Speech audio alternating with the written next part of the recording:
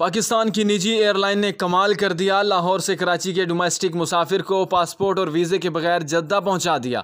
कराची के रिहायशी मलिक शाहजैन ने बताया कि वो फैक्ट्री के मामलात के सिलसिले में 1 माह तक लाहौर में मुकीम था। 7 जुलाई को वो वापस कराची जा रहा था और निजी एयरलाइन की परवाज़ PF144 से टिकट हासिल की। मलिक शाहजैन अहमद के मुताबिक वो इलामा इकबाल इंटरनेशनल एयरपोर्ट पहुंचा, बोर्डिंग पास लिया, गेट नंबर 13 से बस के जरिए रनवे पर खड़े जहाज़ में सवार होने के लिए पहुंच गया, जहां एयरलाइन के 2 जहाज़ करीब करीब खड़े थे।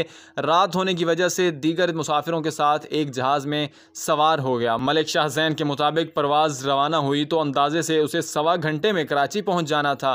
1.25 घंटा, 1.5 घंटा और फिर 2 घंटे तक जहाज़ मुसलसल परवाज़ करता रहा। लैंडिंग ना हुई तो उसे तशवीश हुई। उसने अमले से पूछा कि 2 घंटे गुजर गए, जहाज़ कराची क्यों नहीं उतरा, जिस पर अमले को तशवीश हुई और उन्होंने उसका बोर्डिंग पास देखा तो वो लाहौर से कराची परवाज़ का था, जिस पर अमले में खलबली मच गई। ताहम अब कुछ नहीं किया जा सकता था क्योंकि जहाज़ पाकिस्तान की फ़िज़ाई हदूद से गुजर चुका था। लिहाजा मुसाफिर को जद्दा उतारा गया। वहाँ पर भी मुसाफिर से पूछ गछ की गई। दुनिया भर में एयरलाइंस की मुख्तलिफ गलतियां सामने आती रहती हैं, लेकिन पाकिस्तानी निजी एयरलाइन ने कमाल कर दिया। लाहौर से कराची के डोमेस्टिक मुसाफिर को पासपोर्ट और वीज़े के बगैर जद्दा पहुंचा दिया।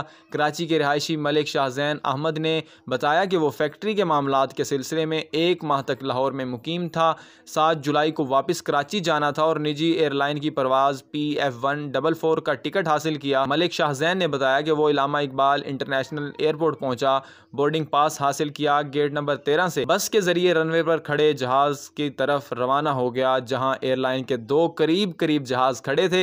रात होने की वजह से दीगर मुसाफिरों के साथ एक जहाज़ में सवार हो गया। मलिक शाहजैन के मुताबिक परवाज़ रवाना हुई तो उसे 1.25 घंटे में कराची पहुंच जाना था। 1.25 घंटा, 1.5 घंटा और फिर 2 घंटे तक मुसलसल जहाज़ परवाज़ करता रहा।